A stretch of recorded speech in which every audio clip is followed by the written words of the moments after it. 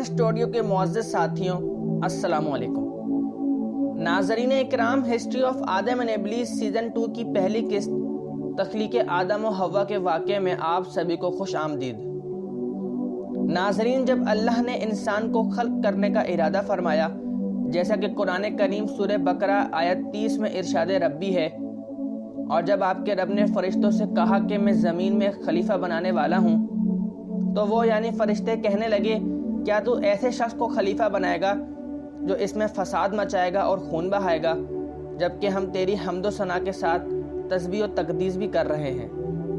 اللہ تعالیٰ نے انہیں جواب دیا کہ جو کچھ میں جانتا ہوں وہ تم نہیں جانتے۔ اب یہاں یہ سوال پیدا ہوتا ہے کہ فرشتوں کو انسان کے بارے میں یہ گمان یا خیال کیسے ہوا کہ وہ یعنی انسان زمین میں فساد مچائے گا اور خون بہائے گا؟ تو یہ خیال فرشتوں کو اس وجہ سے آیا کہ تخلیق آدم سے پہلے اس زمین پر جنات موجود تھے، اور انہیں بھی اللہ نے کچھ تھوڑا سا اختیار دیا تھا۔ انہوں نے یہاں زمین پر فساد برپا کر رکھا تھا۔ انہی پر قیاس کرتے ہوئے فرشتوں نے سمجھا کہ انسان بھی زمین میں فساد مچائے گا اور خون ریزی کرے گا۔ فرشتوں کے اس خیال پر دوسری اصولی بات یہ کہی جا سکتی ہے کہ جب لفظ خلافت استعمال ہوا تو فرشتے سمجھ گئے کہ انسان کو زمین میں کوئی نہ کوئی ایسا اختیار بھی ملے گا جو جنات کو نہیں دیا گیا۔ ظاہری بات ہے کہ جہاں اختیار ہوگا وہاں اس کے صحیح استعمال کا بھی امکان ہے اور غلط کا بھی۔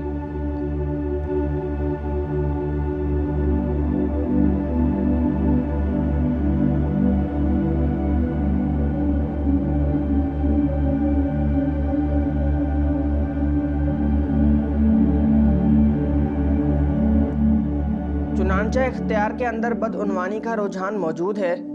اس بنا پر انہوں نے قیاس کیا کہ انسان کو زمین میں اختیار ملے گا تو یہاں فساد ہوگا، خون ریزی ہوگی۔ اس پر اللہ تعالیٰ نے فرمایا کہ اپنی حکمتوں سے میں خود واقف ہوں، میں انسان کو خلیفہ کیوں بنا رہا ہوں یہ میں جانتا ہوں، تم نہیں جانتے۔ اس کے بعد اللہ نے سب سے پہلے اپنے مقرب فرشتوں میں سے حضرت جبرائیل کو زمین سے مختلف اقسام کی مٹی لانے کا حکم دیا۔ جب جبرائیل امین زمین سے مٹی لینے گئے تو زمین نے جبرائیل سے کہا، میں تجھے اس ذات کی قسم دیتی ہوں جس نے تجھے میرے پاس بھیجا، تم یہ مٹی نہ لے کر جاؤ، اس مٹی سے جو انسان بنے گا وہ فساد پھیلائے گا اور خون بہائے گا، تو کل کو اس کو آگ میں جلنا ہوگا۔ یہ سن کر حضرت جبرائیل بارگاہ الہی میں حاضر ہوئے تو اللہ نے دریافت کیا کہ مٹی کیوں نہیں لائے؟ تو حضرت جبرائیل نے زمین کا مکالمہ اللہ کو پیش کیا اور کہا کہ اے اللہ، جب اس نے آپ کی عظمت کا واسطہ دیا تو میں نے اسے چھوڑ دیا۔ پھر اللہ تعالیٰ نے حضرت اسرافیل کو بھیجا، ان کے ساتھ بھی یہی معاملہ ہوا۔ پھر حضرت میکائیل کو بھیجا گیا، ان کے ساتھ بھی یہی معاملہ ہوا، حتیٰ کہ حضرت اسرائیل علیہ السلام کو بھیجا گیا۔ جب زمین نے حضرت اسرائیل کو بھی وہی جواب دیا تو حضرت اسرائیل نے فرمایا، اے زمین، جس ذات نے مجھے تیرے پاس بھیجا ہے وہ تجھ سے زائد اطاعت و فرما برداری کے لائق ہے، میں اس کے حکم کے سامنے تیری بات کیسے مان سکتا ہوں؟ چنانچہ حضرت اسرائیل نے زمین سے 3 مختلف اقسام کی مٹی کو جمع کیا، سرخ، سفید اور سیاہ۔ پھر اللہ کے حکم سے اس مٹی کو مکہ اور طائف کے درمیان رکھا گیا اور مسلسل باران رحمت برستی رہی۔ پھر اللہ نے اس مٹی کو عرش پہ بلایا اور حضرت آدم کا پتلا تیار کر دیا گیا اور 40 سال تک وہ جنت میں رکھا گیا۔ ہر فرشتہ اس مجسمے کو دیکھتا کہ یہ مٹی کا پتلا کیسے چلے گا، کیسے بات کرے گا، کیسے زندہ ہوگا۔ 40 سال تک اللہ نے اس نشانی کو قائم رکھا اور پھر ایک دن اللہ نے تمام فرشتوں کو حکم دیا کہ آج میں اس میں اپنی روح ڈالوں گا، اور جب ایسا ہو تو تمام فرشتے اس آدم کو سجدہ کر دینا۔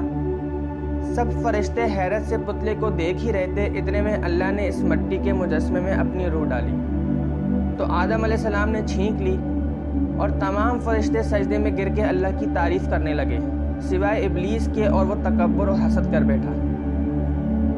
ناظرین، یہاں ایک بات تو یہ سمجھے کہ آدم علیہ السلام کو تمام ملائکہ کے سجدے کی کیا ضرورت تھی؟ کیا یہ صرف تعظیماً تھا؟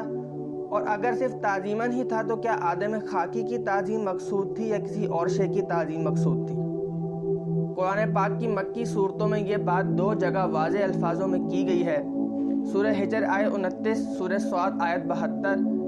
پھر جب میں اس آدم کی تخلیق مکمل کر لوں اور اس میں اپنی روح میں سے پھونک دوں تب گر پڑنا اس کے سامنے سجدے میں۔ چنانچہ تعظیم اگر ہے تو آدم خاکی کی نہیں ہے، اس کے اندر موجود روح ربانی کی ہے، جو ایک ڈیوائن ایلیمنٹ یا ڈیوائن سپارک ہے جسے خود خالق نے من روحی سے تعبیر فرمایا ہے۔ دوسری بات یہ کہ اس سجدے کی حکمت کیا ہے، اس کی علت و غرض و غایت کیا ہے۔ جیسا کہ عرض کیا گیا کہ اس کائنات یعنی اس آفاقی حکومت کے کارندے تو فرشتے ہیں اور خلیفہ بنایا جا رہا انسان کو، لہذا جب تک یہ ساری سول سروس اس کے تابع نہ ہوں وہ خلافت کیسے کرے گا؟ جب ہم کسی کام کا ارادہ کرتے ہیں اور کوئی فعل کرنا چاہتے ہیں تو اس فعل کا پورے ہونے میں، اس کے ظہور پذیر ہونے میں نامعلوم کون کون سے عوامل کارفرما ہوتے ہیں اور فطرت کی کون کون سی قوتیں فورسز ہمارے ساتھ موافقت کرتی ہیں تو ہم وہ کام کر سکتے ہیں۔ ہر ایک کی اپنی اقلیم ڈومین ہے، اگر وہ انسان کے تابع نہ ہو تو خلافت کے کوئی معنی ہی نہیں۔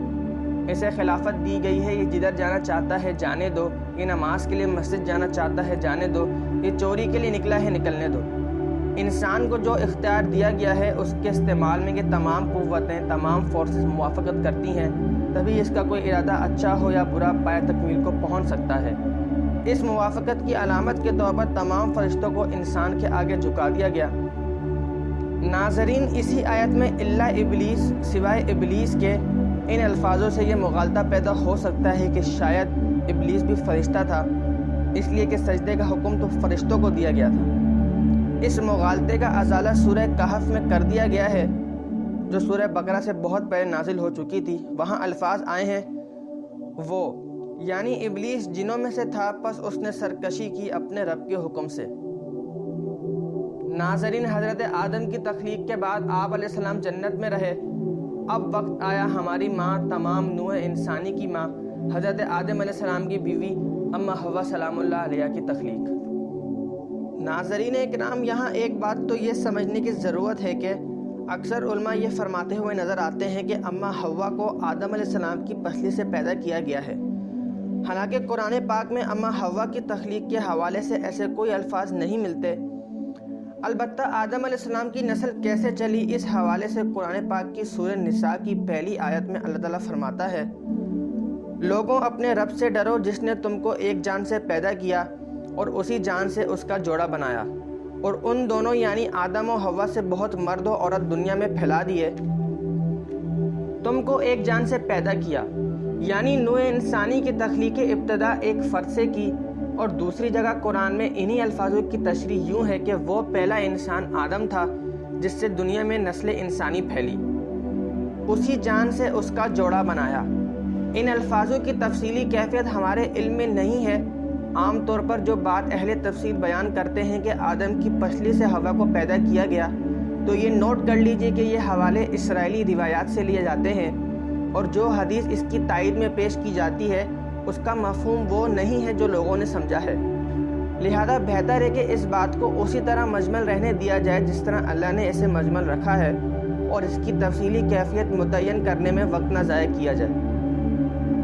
ناظرین، تو یہاں تخلیق آدم و حوا کا قصہ مکمل ہوتا ہے، اور اگر آپ یہ جاننا چاہتے ہیں کہ تخلیق آدم کے بعد کیا کیا واقعات پیش آئے تو ہسٹری آف آدم اینڈ ابلیس کی دوسری قسط میں ہم آپ کو یہ تمام واقعات تفصیل سے بتائیں گے۔